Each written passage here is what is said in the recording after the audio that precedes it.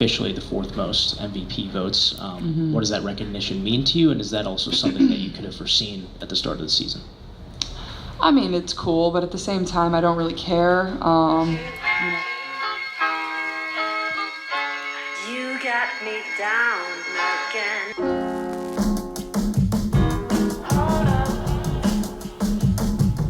Caitlin Clark just had one of the most impressive rookie seasons in WNBA history, but her reaction to finishing fourth in the MVP race might surprise you. Instead of celebrating her individual accolades, Clark is laser-focused on one thing: proving herself in the playoffs. How does one of the league's brightest stars handle the pressure? And what's fueling her drive to push the Indiana Fever further? Stick around as we uncover why Caitlin Clark's mindset may be the key to her future dominance. Caitlin Clark's rookie season has been nothing short of extraordinary. As the #1 overall pick in the 2024 WNBA Draft, she came into the league with a massive weight of expectations on her shoulders, and she delivered. With an average of 19.2 points, 8.4 assists, and 5.7 rebounds per game, Clark instantly made her mark on the WNBA, leading the Indiana Fever to their first playoff appearance since 2016. Despite her incredible season, Clark finished fourth in the MVP voting, behind A'ja Wilson, Napheesa Collier, and Breanna Stewart. Clark's 130 voting points, including 6 third-place votes, 26 fourth-place votes, and 22 fifth-place votes, highlighted her strong impact. However, A'ja Wilson claimed her third MVP award after a dominating season, becoming the league's first unanimous MVP in over 25 years since Cynthia Cooper in 1997. Wilson's season, featuring averages of 26.9 points, 11.9 rebounds, and 2.6 blocks per game for the defending champion, Las Vegas Aces, rightfully earned her all 67 first-place votes. However, for Clark, the MVP race wasn't the most important thing on her mind. When asked about finishing fourth in MVP voting, Clark didn't mince her words. Her response was simple yet powerful. "I mean, it's cool, but at the same time, I don't really care." I mean, it's cool, but at the same time, I don't really care. For someone who just had one of the best rookie seasons in recent memory, you might expect a different reaction. But that's what sets Clark apart. Her focus is always on the bigger picture. You know, my life is very unaffected by that. She added, making it clear that her goal is not about individual accolades but team success. Clark's mindset reflects her dedication to winning. Rather than getting caught up in MVP talks, she's laser-focused on helping her team succeed in the playoffs. "Our goal was to get to the playoffs, and I believe we can win this series," she said, shifting the conversation. I'm just going to try to go out there and help my team. Obviously, our goal is to get to the playoffs, but I have a belief that we can come in here and we can win this series, but approaching it one game at a time. So I think that's where my focus is. But obviously, it's pretty night and day from where we first started. So I feel like that's it's something to be proud of and to find confidence in. And yeah. Back to the Fever's first-round matchup against the Connecticut Sun. While Clark might downplay her MVP finish, her rookie season was nothing short of historic. Caitlin Clark set multiple WNBA rookie records, including the single-season assist record with 337 assists. She also became the first rookie in WNBA history to record a triple-double, not once, but twice. One of the most notable stats from her rookie year was her 122 made three-pointers, which set a new rookie record and was the second most in a single WNBA season. Her shooting range, coupled with her basketball IQ, transformed the Fever into a playoff contender.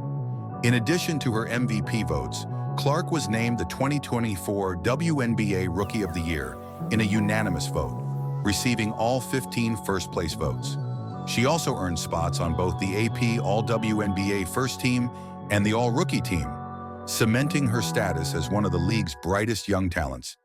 Caitlin Clark's impact on the Indiana Fever cannot be overstated. A franchise that had struggled for years, missing the playoffs since 2016, was reinvigorated by Clark's leadership on and off the court. Her passing ability and playmaking, paired with her deep shooting, made her an instant offensive threat. and her unselfishness elevated the entire team. Fever head coach Christy Sides praised Clark's remarkable season, saying, I mean, Caitlin is special. I mean, everybody knows that. She's been special. She came into the best league in the world, women's basketball league in the world. Sides also emphasized Clark's growth throughout the season. You know, she found her footing. She's continued to get better. She's put herself in a position to be called one of the best players in this league. That's incredible for a rookie. I coached Elena Deladon, who actually was another rookie that got put in the MVP category her first year, who got votes. But I mean, Caitlin is doing extraordinary things. I mean, she's unique. She's one of the reasons we're here today. Clark's presence had a ripple effect on her teammates, including Kelsey Mitchell and Aaliyah Boston, both of whom thrived with Clark running the offense. The Fever finished the season with an 18-16 record, clinching a playoff spot and revitalizing hopes for a long playoff run.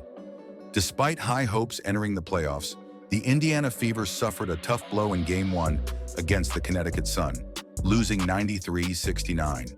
Clark struggled in her playoff debut, shooting just 4 of 17 from the field and 2 of 13 from three-point range. She finished with 11 points and 8 assists, but it wasn't enough to overcome the Suns' dominant performance. Clark expressed frustration after the game, saying, Well, I felt like my shot felt right there. That's why it's so frustrating as a shooter, when it feels so good, but it won't go down for you.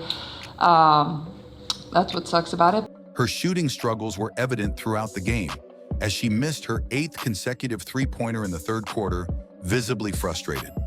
Connecticut's Marina Mabrey stole the show, coming off the bench to score 27 points, the most by any bench player in WNBA playoff history. The Fever, meanwhile, shot a dismal 21.4% from beyond the arc, making just 6 of 28 three-pointers, while the Sun shot 50% from deep. Fever head coach Christy Sides acknowledged the team's defensive struggles, saying, But at the end of the day, it's not about the officiating tonight, for sure. I mean, we've got to be better defensively. With the Fever down 1-0 in the best-of-3 series, Game 2 against the Sun becomes a must-win. Clark, Kelsey Mitchell, and Aaliyah Boston will need to lead the charge if the Fever hope to extend their season. Clark's ability to bounce back from tough games and refocus will be key as Indiana prepares for the critical matchup. We didn't play to the level we're capable of playing, Clark said following Game 1. Like I said, we didn't play well. We didn't play to the level that we're capable of playing. And, we didn't shoot the ball like we're capable of. But even that to the side, we're capable of winning this game without making shots. She knows the importance of adjusting and is determined to lead her team to a win in Game 2. Fever fans are hopeful that Clark can deliver a performance that matches the standards she set during her incredible rookie campaign. Caitlin Clark's impact has not gone unnoticed by basketball royalty. Los Angeles Lakers star LeBron James has been a vocal supporter of Clark throughout her rookie season, often praising her on social media. After one of Clark's standout performances earlier this season, James took to Instagram to express his admiration, posting, "Hi haters, I love it." James has drawn parallels between his own entry into the NBA and Clark's entry into the WNBA. Like Clark, James entered his league with immense expectations and scrutiny, and he understands the pressure Clark is under. His support has been a huge boost for Clark, especially as she navigates the highs and lows of her rookie year. Shannon Sharp echoed this sentiment on ESPN's First Take, saying, that we're not trying to dismiss them, but as far as box office, tell me the lady that came in with this. She's basically the LeBron James. The kind of hype that LeBron came into the NBA with, Caitlin Clark came to the WNBA with the same type of hype, and she's backed it up. As Caitlin Clark's rookie season nears its conclusion, one thing is clear. This is just the beginning. Her 4th-place finish in MVP voting, coupled with Rookie of the Year honors and a long list of broken records, has set the stage for an incredible career ahead. Despite the challenges she faced in Game 1 against the Connecticut Sun, Clark's mindset remains focused on winning and improving. Whether the Fever advance in the playoffs or not, Clark's impact has already been felt, and her future in the WNBA looks incredibly bright. As she gains more experience, it's likely that we'll see even greater performances from Clark, and it won't be long before she's competing for the MVP award once again. For now, her eyes are set on helping her team secure a victory in Game 2. Caitlin Clark's rookie season has been filled with incredible achievements, but her fourth-place finish in the MVP race has only fueled her determination to lead the Fever to playoff success. With Game 2 looming, all eyes are on Clark to see if she can deliver a performance worthy of her reputation. What do you think of Clark's MVP finish and her rookie season? Should she have placed higher? Drop your thoughts in the comments and don't forget to like and subscribe for more WNBA content. Caitlin Clark's story is just getting started, and we're here to follow every moment. But Caitlin Clark is a special player. The fastest player in WNBA history to record 200-plus points and 50-plus assists.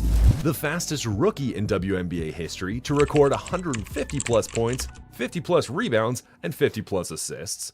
And the only player not named Cadence Parker to have multiple games with 30-plus points, 5-plus rebounds, and 5-plus assists as a rookie.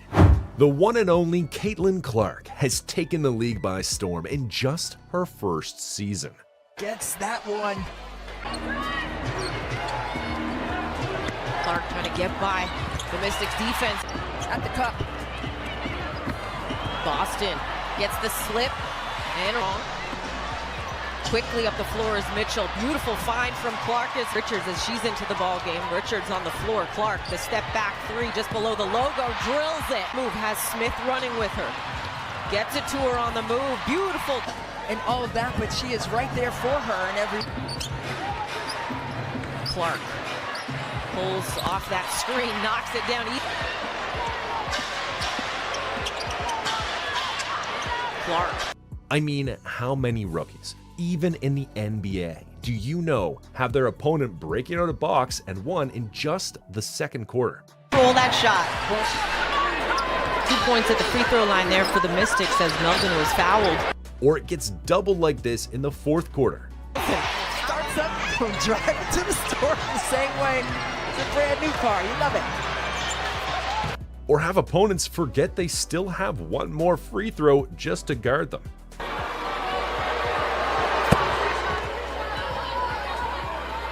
Got one more, Airy.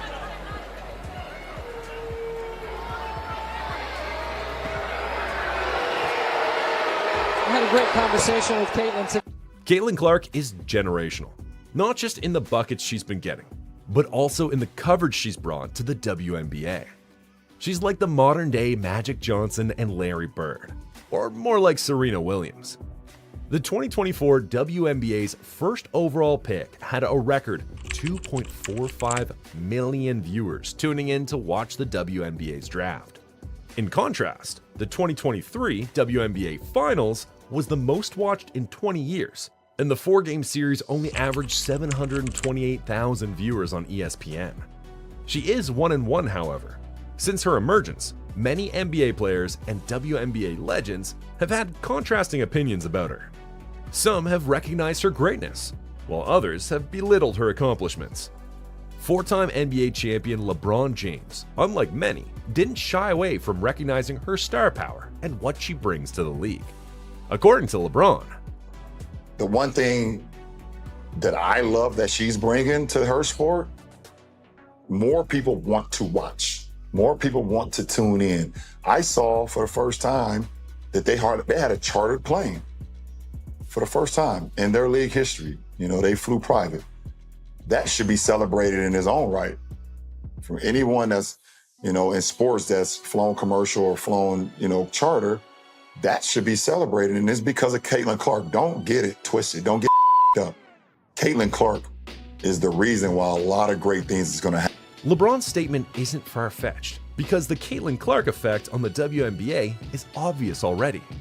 Since she got drafted, attendance in the WNBA is up 156% from last year, and more than half of all WNBA games this year have been sellouts.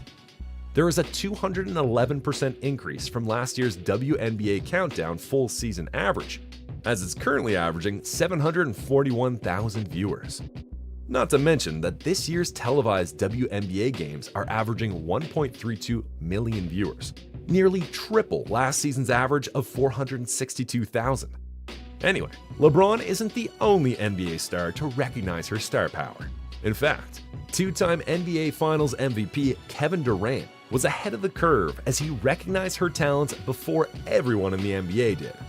I remember watching her when she was a summer going into her senior year. I was in Chicago for 3 days for the Girls AAU Nationals, and all ages.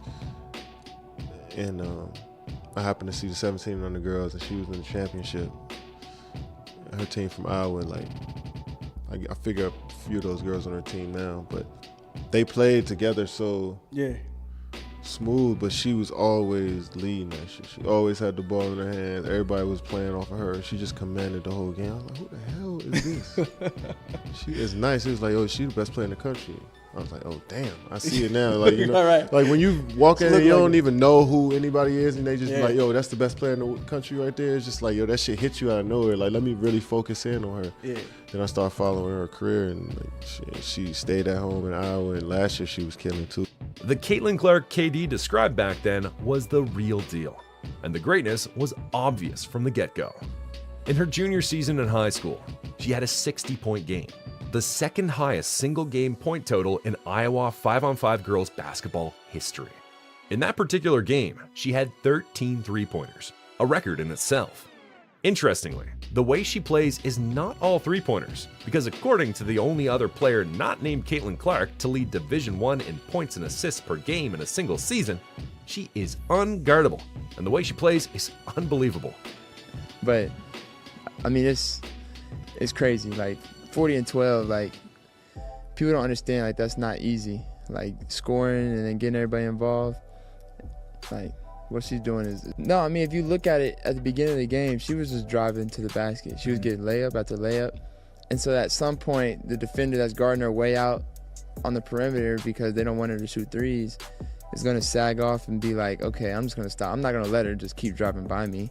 So then she was dribbling with her left, and then she was using her hang dribble just to read if she was going to be able to blow by her defender or not. And she was just doing step backs and side steps and dribbling in the lane, dribbling back out, and then shooting threes. But it started with her getting to the basket and just getting some layups, getting easy ones, getting some and ones to start the game. Like, you could tell that she had a plan on what she was doing. Caitlin Clark's gameplay in college was so unbelievable that her 41-point triple-double while in college, the first ever in Division I NCAA tournament history, had the legendary Magic Johnson tweeting that she might be better than him, MJ, and Larry Bird. What makes Caitlin's 40-point triple-double so special is the fact that so many players never had one. Not me, Michael Jordan, or Larry Bird, Magic Johnson tweeted. Magic Johnson even went as far as to admit that she has the second greatest basketball career after WNBA legend Diana Taurasi's legendary college career.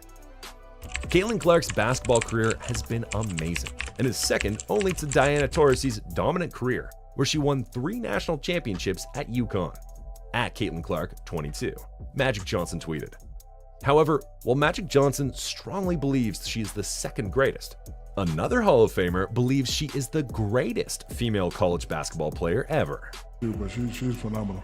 I'm going to go on the record and say she's the best female collegiate player ever. Ever? Well, I don't know about you. You ever heard of Cheryl Miller, Maya Moore? I said what I said. Ever. Diana Taurasi? I said what I said. No disrespect. Listen, Caitlin Clark is amazing. This is my opinion. Candace Walker?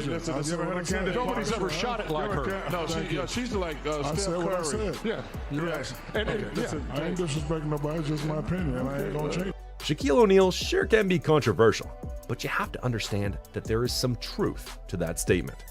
Caitlin Clark is the all-time leading scorer, man or woman, in Division I college basketball history. She's the only player in Division I history with at least 3,800 points, 1,000 assists, and 950 rebounds.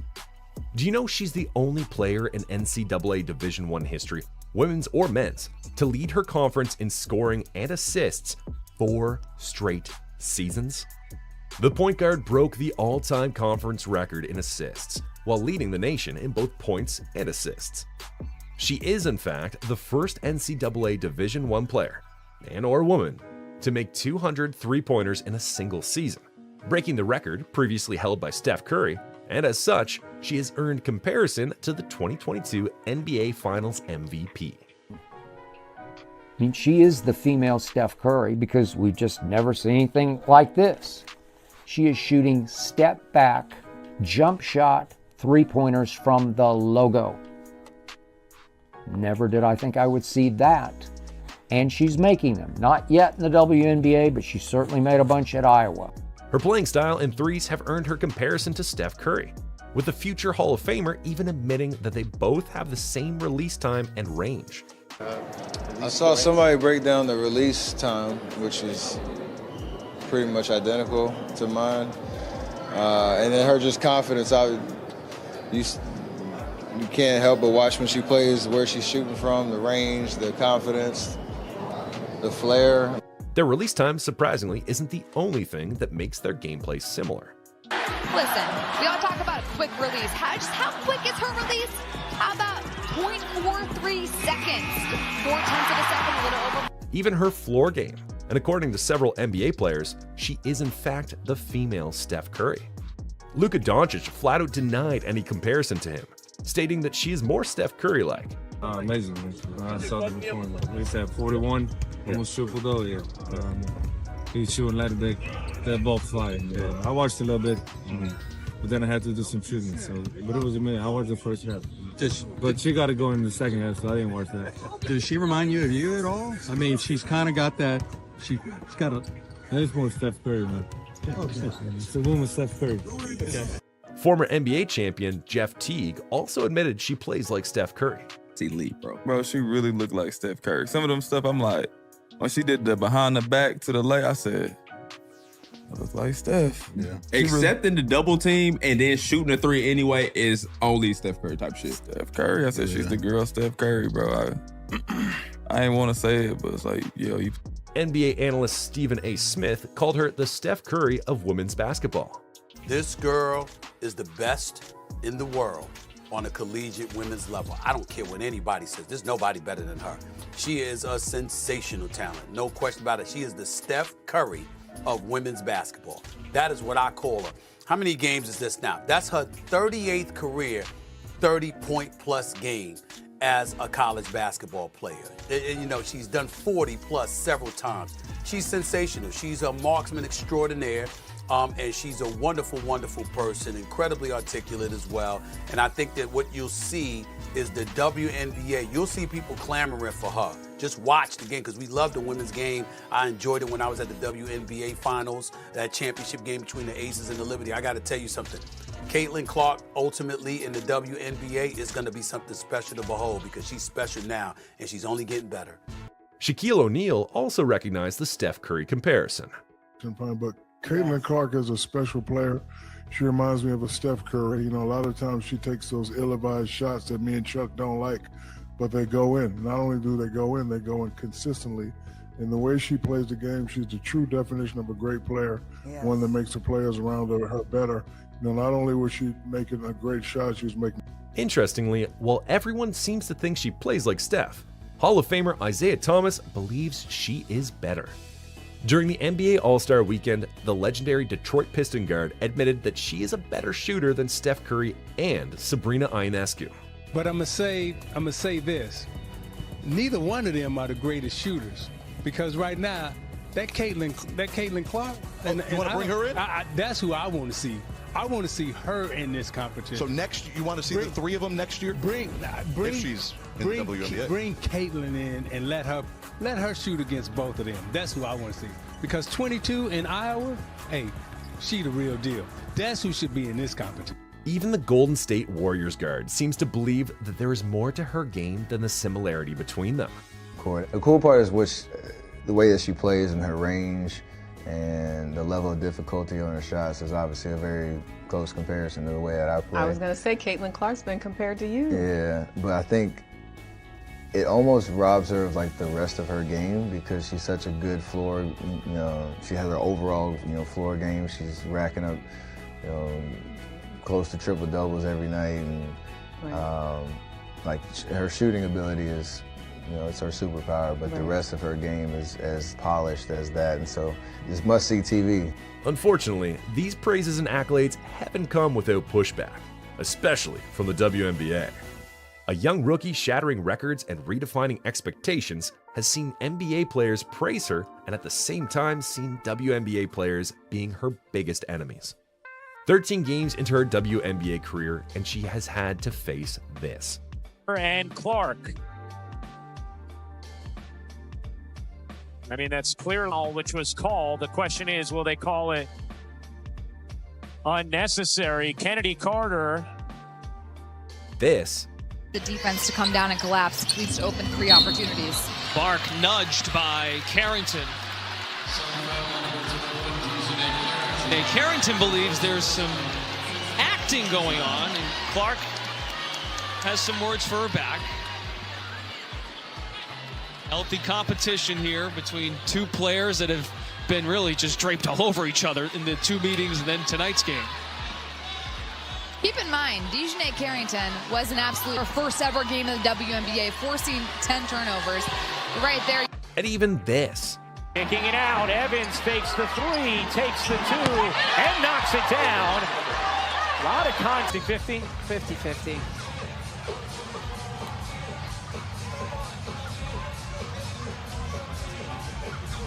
From her fellow rookie Angel Reese. Despite the unnecessary shove by Chicago Sky's Kennedy Carter, the guard still took a swipe at Caitlin, questioning what Clark brings to the table besides the ability to shoot 3-pointers. And surprisingly, these cheap shots at Caitlin have been going on for years, even before she got drafted into the league. WNBA Hall of Famer Cheryl Swoops, the very first player to be signed to the WNBA, wrongfully questioned the legitimacy of her scoring record in college. I say this, yes, records are made and set to be broken. But if you're going to break a record, this isn't just for Caitlin, but you asked me about Caitlin. If you're going to break a record, to me, if it's legitimate, you have to break that record in the same amount of time that that player set it. Okay. Right? So if Kelsey Plum set that record in 4 years, well, Caitlin should have broke that record in 4 years. But because there's a COVID year, and then there's another year, you know what I mean? So she's already had an extra year to break that record. So is it truly a broken record? I don't know. You think exactly how I don't think so, but yeah, that'll go in the record books as Caitlin Clark is the all-time, whatever it is. I don't even know what the number is, but that's the way it'll be. And I don't think... Well, she couldn't be more wrong and ignorant, because Caitlin Clark was in her 4th season, not 5th, when she broke the all-time NCAA women's basketball scoring record, and she did break it in less games than Kesley Plum did.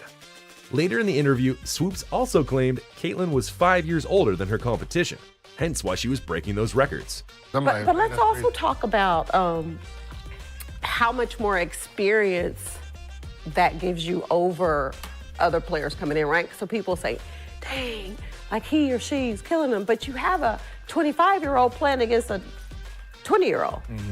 Like, you should be killing them because you've been doing it a lot longer than they have.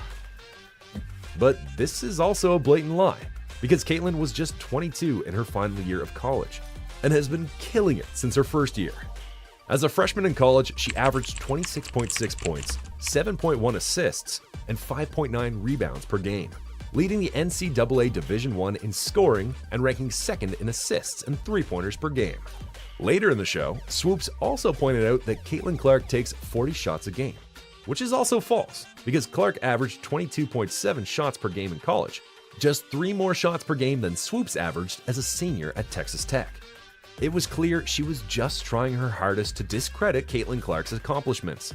And surprisingly, this wouldn't be the first time that the 4-time WNBA champion has taken a swipe at a record set by Caitlin Clark. In Caitlin Clark's 3rd year in college, she set the record for the most points scored in the women's NCAA tournament, when she scored 191 points in 6 games, breaking the record set by Swoops in 1993. In response, the 3-time WNBA MVP said, "To me, she broke the record, but she did it in 6 games. I didn't get that 6th game, so I set the record in 5 games. So, to me, yes, she broke the record, but she did it in 6 games. However, Sheryl Swoopes isn't the only WNBA great to take a shot or two at Caitlin Clark's college resume. Even 2-time WNBA Finals MVP Breanna Stewart has surprisingly belittled Caitlin Clark's accomplishment, going as far as to claim it's all for nothing so far, since she has no title to her name. Does Caitlin Clark need a championship to be considered one of the greats in women's college basketball history? Yeah, she does. I think so. Because then you're gonna look 10 years back and you're gonna see all the records she's broken and the points and stuff like that. But anybody knows, your goal when you play college basketball is to win a national championship. So you need one. For a while now, it seems more WNBA legends were just trying to stifle the Indiana Fever's attempt to grow, because Diana Taurasi, who is highly regarded as the WNBA's greatest player of all time, also had this to say after her historic college performance. Look, SVP, reality is coming. Okay.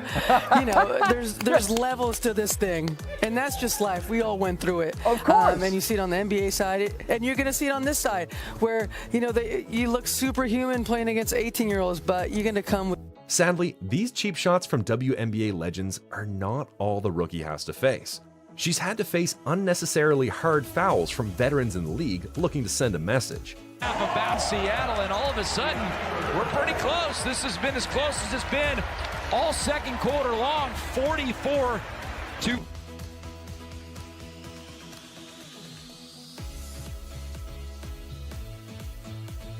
The biggest news right now is her being left out of the Olympic team. A team that has 41-year-old Diana Taurasi and Brittany Griner only played 1 game this year and only scored 11 points. In any case, regardless of the WNBA legends and veterans' opinions about her, several NBA players and ex-players have since recognized the unfortunate position Caitlin Clark is in and shown their support.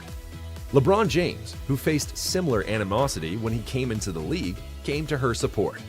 I'm just kind of in this mode right now because I'm getting the same, thing from watching my son, who's a 19-year-old, kind of getting a lot of animosity and hatred towards him when he's just a kid trying to live out his dream. There's a very small number of men and women that actually get to live out their dream of playing a professional sport. And we have grown-ass men and women out here doing whatever they can to try to make sure that does not happen. That is the weirdest thing in the world, but it is what it is, and I'm glad that Caitlin has a great head on. Among NBA players, the loudest to come to her support so far has been Charles Barkley, who called out WNBA players for being petty. You women out there, y'all petty, man. Hey, LeBron, you're 100% right on these girls hating on Caitlin Clark. Y'all petty, girls. I expect men to be petty because we're the most insecure group in the world. Oh, you are. Y'all should be thanking that girl for getting y'all ass private charters, all the money and visibility she bringing to the WNBA. Don't be petty like dudes. Listen, what she's accomplished, give her flowers. Stop being petty, all you women out there. She got y'all ass charters. She bringing all y'all this money to the table, but y'all being petty like dudes. LeBron, you are 100% right. Y'all girls, stop being petty. Caitlin Clark, thank you for bringing all that money and shine to the WNBA. Well, they're gonna hate you. Gilbert Arenas addressed the hate she's been getting since she got into the league, letting everyone know she is a golden goose. Before there was no loaf, there was crumbs. Yeah. Loaves are coming now. Absolutely. So, good point. You can hate the girl all you want, but she's putting money in your pocket, and if you don't understand that, and y'all sitting here trying to hurt her, I can tell you what's gonna happen. Yeah. Them games she started missing, she gets hurt, and they say, hey, Caitlin's out for the year. I know one thing that's gonna happen. Ticket sales. Them ticket sales is gone. Revenue, ticket sales, everything go to... Jeff Teague on his podcast weighed in on how the hate she's been getting is unnecessary. Like, they played this all wrong, bro. Terribly, bro. They were supposed to gas this shit. This is why people don't watch this shit when y'all leave college. Women's sports, because y'all hating on the best thing that's gonna happen to the W for a long time. Even one of the most respected voices in women's college basketball and the sport as a whole, Longtime UConn head coach Gino Arima agrees that she is being unfairly treated by her fellow WNBA players. "I don't remember when Jordan came into the NBA, guys looking to go out and beat him up," Arima said. "I don't remember when Larry Bird and Magic Johnson came in the league and elevated the NBA. Them getting targeted and getting beat up just because of who they were and the attention they were getting. Why are you blaming that kid? It's not her fault because you would trade places with her in a minute, but you are not there. You're not her. So you're complaining that she's getting what she's getting," Arima said. Anyway, regardless of what the WNBA and its legends think of Caitlin Clark, she remains a generational talent, and the league will be seeing her for a very long time. And during that time, she will continue to grow more fans among NBA players. Up now by Dee Richards as she's into the ball game. Richards on the floor. Clark, the step back three just below the logo, drills it. What are your thoughts on Caitlin Clark? Do you think she should have been kept off the Olympic team? Is she getting unfairly targeted, or just simply paying her dues? Let me know in the comments section.